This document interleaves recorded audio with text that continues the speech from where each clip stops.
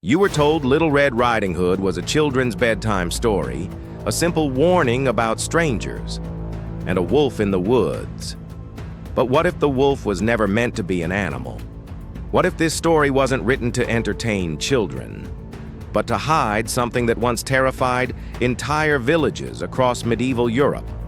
Buried in forgotten parish records, sealed inside monastic archives, are accounts of disappearances, ritual confessions, and trials that eerily mirror the tale we now call a fairy tale.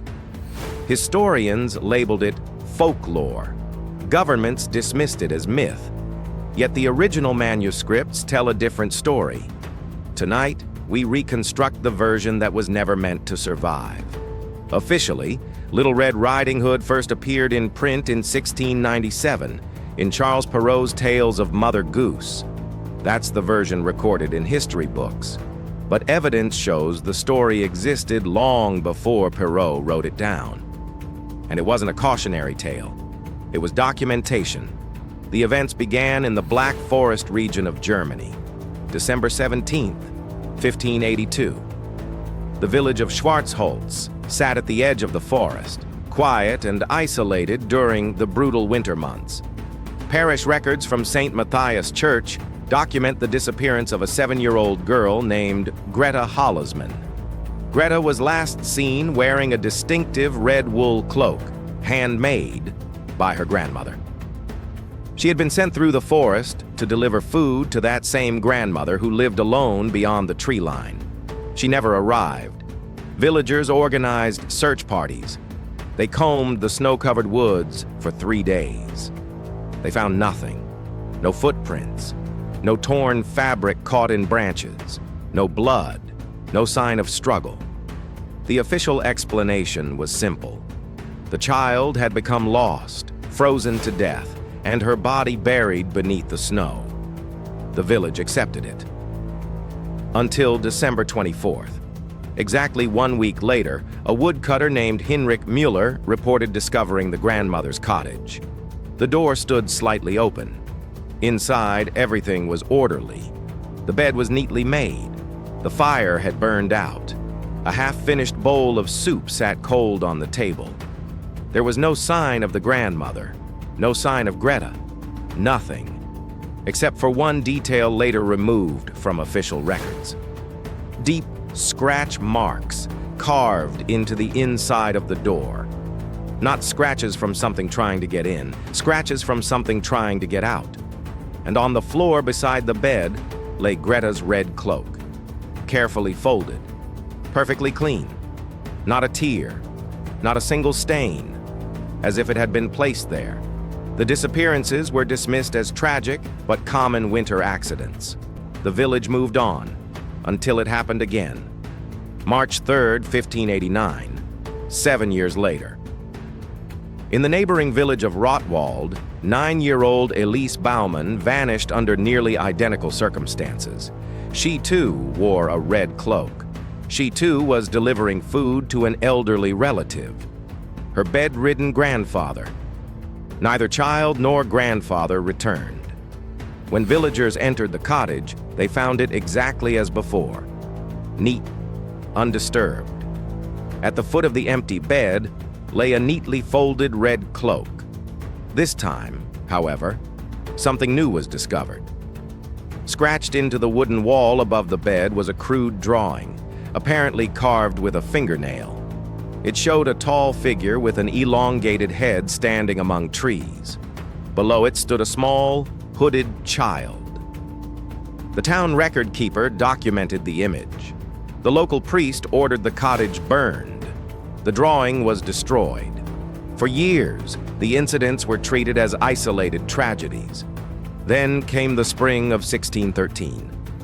In just 6 weeks, 5 children vanished from 5 separate villages across the region. Every child was between 7 and 10 years old. Every child wore red. Every child had been walking alone through wooded areas to deliver food to an elderly relative who lived in isolation. And in every case, the elderly relative disappeared. The cottage was undisturbed. The red garment was recovered, neatly folded, impossibly clean. Panic spread across the region. Villages banned children from entering forests alone. Wearing red clothing was discouraged, then outlawed entirely. Records show families with red-haired children often dyed their hair darker or kept them hidden indoors. Church authorities offered an explanation. A wolf. Not just any wolf, but a cunning, unusually large predator stalking the region. They claimed the bodies had been dragged to hidden dens. The untouched cottages, the work of thieves, the folded garments, a strange coincidence, or human cruelty layered over tragedy. On June 7, 1613, authorities announced they had killed a massive wolf near Schwarzholz. After that, the disappearances stopped. The case was declared closed. But in 1943, a manuscript dated November 1614 was discovered among the personal archives of Bishop Friedrich von Waldberg. The document told a different story. It described an investigator sent by the church to quietly examine the events. In his report, he recorded an interview with a woodcutter who claimed to have witnessed something in the forest just days before the final disappearance. The woodcutter said he saw a child in a red cape, speaking with what he believed was an elderly woman at the forest's edge. As he moved closer, he realized the figure was not a woman. It was tall, gaunt, standing unnaturally straight. Its head was tilted as if listening. When it turned slightly, he saw its face. He described it as wrong, twisted, eyes too large, a mouth that stretched far too wide. The woodcutter fled. When asked why he had not reported the sighting immediately, he said he had. To the village magistrate, and he was told to remain silent. The manuscript ends in the middle of a sentence. There is no record of what happened to the man who wrote it. Bishop Friedrich von Waldberg's personal journals reveal that just 3 days after receiving the investigator's report, he ordered the case to be shut down immediately. No further questions, no more interviews, no written conclusions. His only explanation was a single chilling line. Some doors, once opened, cannot be closed again. For nearly 100 years after that, the disappearances seemed to stop, or perhaps they simply stopped being recorded. Still, the memory survived. It changed shape over time. The fear slowly transformed into a story told around hearth fires, a warning dressed up as a fairy tale. Little Red Riding Hood. The tale served its purpose. Keep children away from the forest. Teach them to fear wolves. And most importantly, never speak about what might truly be waiting between the trees. But the pattern had not ended. It was only sleeping. October 31st, 1703, All Hallows Eve, the village of Schwarzwald, about 20 miles from the original incidents. 10-year-old Margaret Weiss left her home wearing a bright red festival cloak. She was bringing food to her elderly aunt, who lived alone just beyond the village boundary. By midnight, neither Margaret nor her aunt had returned. The next morning, villagers went to the cottage. The door was locked from the inside. They had to break it down. What they found was different from before. The cottage was empty, but not untouched. Furniture lay overturned. Deep claw marks scored the wooden walls. A window had been shattered outward with glass scattered across the ground outside. And on the bed, 2 red cloaks, folded perfectly, side by side, not wrinkled, not stained. Perfect. Witnesses also described something deeply disturbing on the hard-packed dirt floor. 2 sets of footprints, one small, clearly a child's. The other impossibly large and stretched long, with what looked like claw marks at the end of each toe. Both sets of prints led toward the bedroom. Neither set led out. The authorities reacted quickly. The cottage was burned that very day. The village priest, who carefully documented what he saw, was reassigned to a remote monastery in Bavaria. 3 months later, he died of what records described as a wasting illness of the mind. Official documents were rewritten. Margaret and her aunt, they claimed, had moved away suddenly. Their location? Unknown. But the people remembered. They whispered.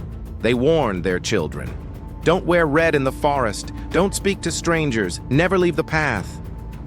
They created a monster called the wolf, because it was easier to name a beast than to admit something worse existed, something that had no name, something that took both young and old, something that collected red garments like trophies. The pattern continued, sometimes years apart, sometimes decades, but always the same elements, always red clothing, always a child traveling alone, always an elderly relative who vanished too. Always a perfectly folded red garment left behind, and always the same ending. Records changed, evidence destroyed, witnesses silenced or declared unstable. In 1738, 3 children disappeared from a village in Alsace. Each wore red. Each traveled alone. Each visited an elderly relative who also vanished. In every case, the red garments were found folded neatly in an otherwise undisturbed room. In 1784, twin girls vanished near Frankfurt while wearing matching red dresses. Their grandmother's cottage was discovered empty, except for the dresses, folded carefully, one on top of the other.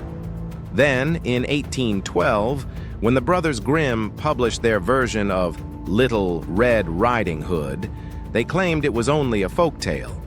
But recently uncovered letters between Wilhelm Grimm and a local pastor tell a different story.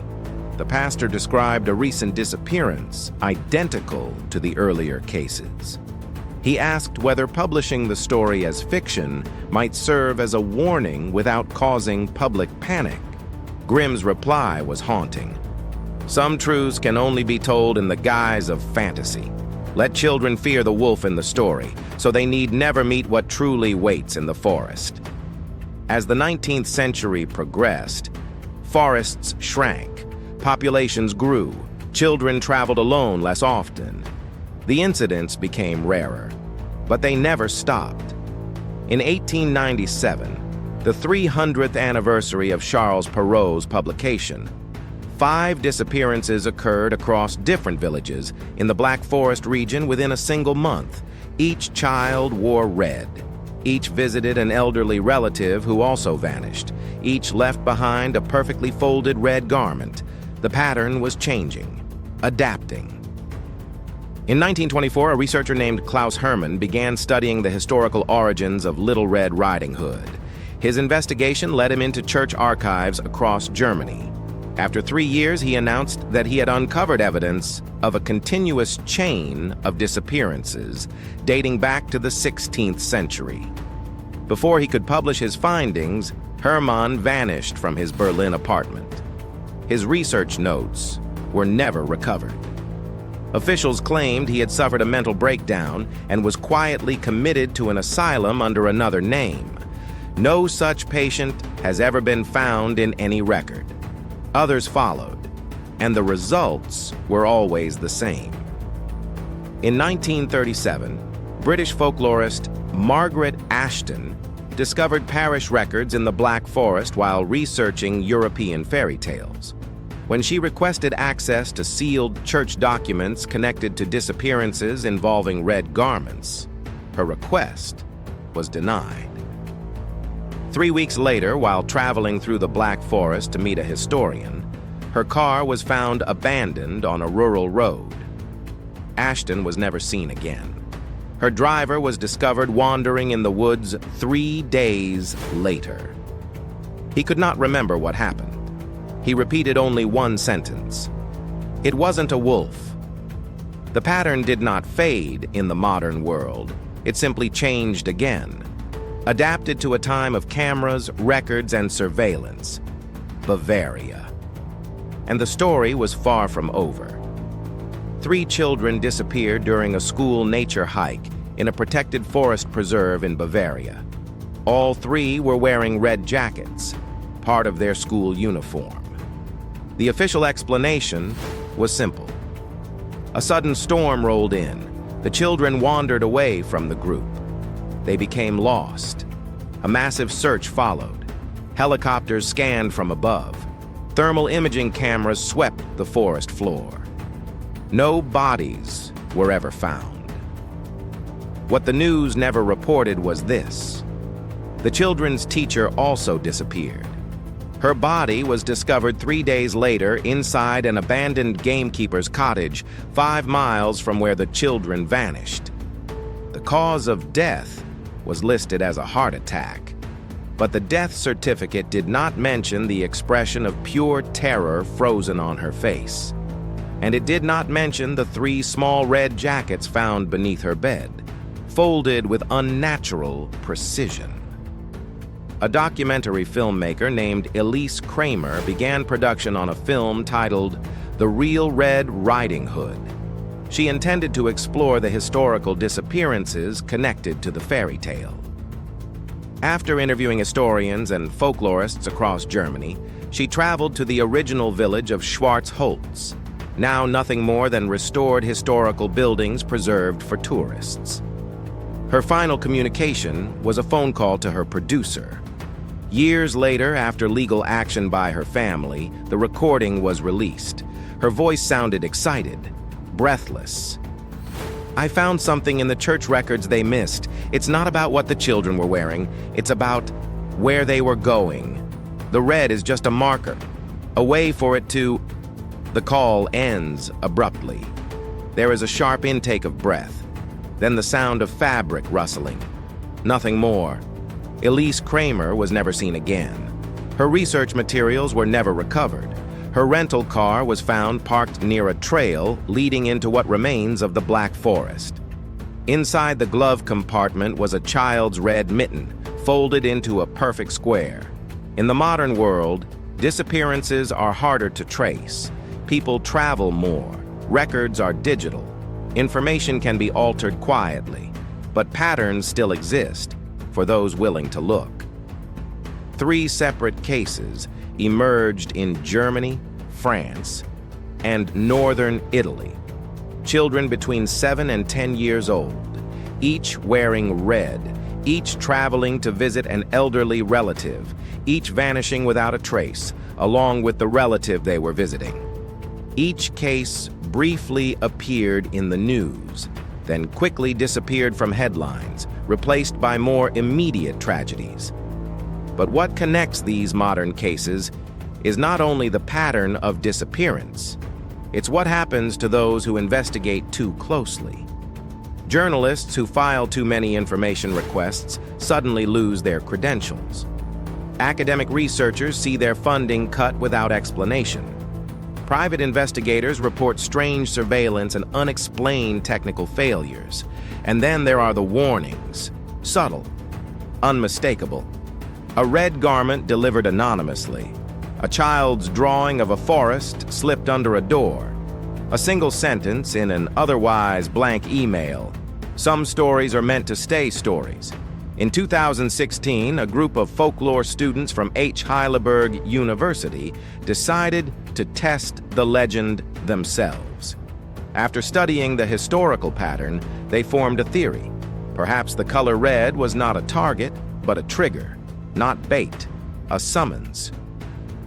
On October 31st, the anniversary of Margaret Weiss's disappearance in 1703, 5 students entered a remote section of the Black Forest. Each wore a red cloak made according to historical descriptions. Each carried a basket of food. Each walked alone along separate paths.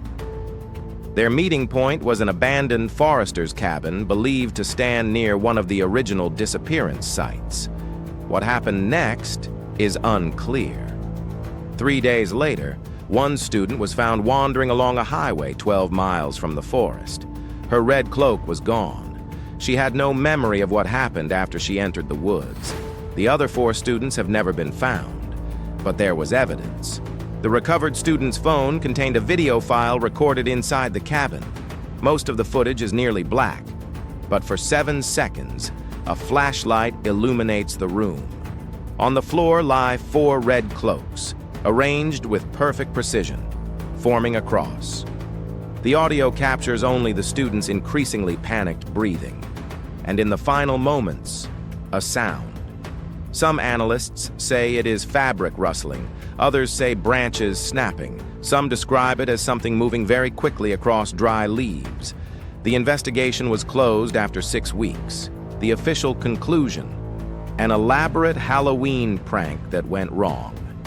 Possible accidental deaths, or deliberate disappearances to escape academic pressure. The cabin, which had stood for more than 2 centuries, was demolished 2 days after the investigation ended. Authorities claimed it was structurally unsafe, and so we arrive at the present, a pattern stretching across centuries, changing form, but never truly changing behavior. A predator adapting to each era while keeping its signature intact. A truth hidden behind a children's story. What is this entity that hunts in forests? That targets children in red? That takes the elderly first? That leaves behind perfectly folded garments as its calling card? Is it human? A killer whose methods have been passed down through generations? Or is it something else? Something folklore calls a wolf because it has no better word?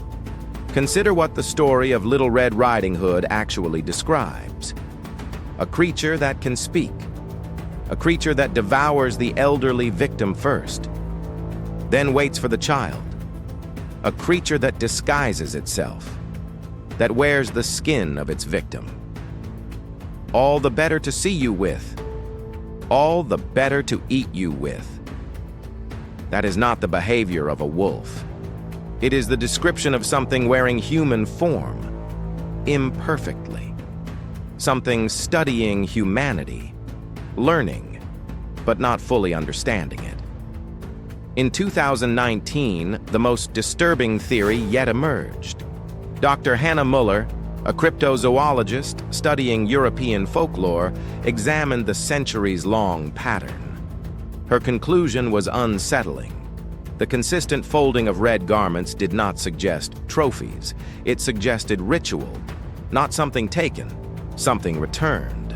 In a paper that was accepted, but never published, she wrote, "Whatever this entity is, it does not want the children for their clothing.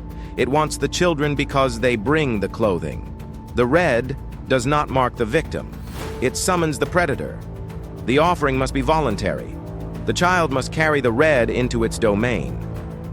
Her paper was withdrawn after methodological concerns were raised. 3 months later, her university position was terminated. Her current whereabouts are unknown. In 2023, a 9-year-old girl named Sophie disappeared while walking through a small wooded area between her home and her grandmother's apartment complex in a suburb of Munich. She was wearing a red winter coat. Her grandmother, who lived alone, also vanished. Both apartments were found undisturbed. No signs of struggle, no forced entry. Only one detail stood out. On the grandmother's bed lay Sophie's red coat, folded with mathematical precision. Police officially classified both as missing persons. The case remains open, inactive. No connection to historical incidents has ever been acknowledged. Now I need to tell you why I've gathered all of this, why I've traced this pattern across centuries. I am not a journalist. I am not an academic. I am a parent. 3 years ago, my daughter Emma disappeared. She was 8 years old. She vanished while walking to her grandmother's house along a narrow path that cut through a small forest preserve. She was wearing a red sweater I had given her for her birthday. When we arrived at my mother's house, it was empty. There were no signs of struggle, no broken furniture, no evidence of violence. Just Emma's red sweater, folded into a perfect square, placed on my mother's bed. The police found nothing. The case was classified as a double disappearance, cause unknown, but something inside me, something ancient, something instinctive, recognized the pattern, even if I didn't yet have words for it. So I began researching. I connected records across centuries. I found others, parents, siblings, children of the disappeared, who had noticed the same pattern. We formed a group. We shared information. We tracked cases across countries and generations. 2 months ago, our online forum was shut down without explanation. Last month, 3 members of our group disappeared within the same week. Before they vanished, each reported receiving the same warning: a small red garment, child-sized, left on their doorstep, folded perfectly into a square. Yesterday, I found a red mitten on my own front step. I did not touch it. I don't know if it's a warning or a summons. I am sharing this now because the pattern is accelerating. The incidents are increasing. Whatever has hunted in forests for centuries is growing bolder, reaching further into our world. The story of Little Red Riding Hood was never meant to be just a children's tale. It was a warning system, a coded message passed down through generations. Something waits in the woods, something that takes both the young and the old, something drawn to the color red. You may think this is just fiction, a carefully crafted horror story meant to frighten you. I understand that reaction. It's safer to believe that. But ask yourself, why does the story of Little Red Riding Hood appear in similar forms across so many cultures? Why do we instinctively dress children in bright colors when they might become lost? Why do so many missing persons cases near wooded areas remain unsolved? Look into your own community's history. Search local archives for disappearances that follow this pattern. You may be surprised by what you find. You may notice how quickly such cases fade from public attention, how thoroughly records are cleaned. If you've watched this far, you are already involved. Knowledge can protect you, but it can also make you visible. Some say that understanding its pattern helps you avoid it. Others say that once you recognize it, it recognizes you. So what can you do? First, be vigilant. Do not let children walk alone through wooded areas. Be especially cautious about red clothing in those places. Watch for the signs. Unexplained disappearances of both young and old. Cases that are quickly dismissed. Folded red garments left behind as warnings. Second, preserve this knowledge. The greatest ally of whatever hunts in our forests is our willingness to forget. To accept easy explanations. To dismiss patterns as coincidence. Share this information, but do so carefully. Too much exposure often leads to silence. If you've recognized this pattern in your own experience, comment below with the phrase, "The forest remembers." I will know you've watched to the end. I will know you're paying attention. And I will share what else I've learned through safer channels. To those who believe this is only a story, I truly hope you're right. But remember, every folktale began somewhere. Every warning has an origin. Little Red Riding Hood was not created to scare children. It was created to save them. Now you know what I know. The Red Hood is not just a piece of clothing in a fairy tale. It is a beacon, a summons, an offering. Whatever waits in the forest is still there, still watching, still hungry, and it remembers every child in red who walks the path alone.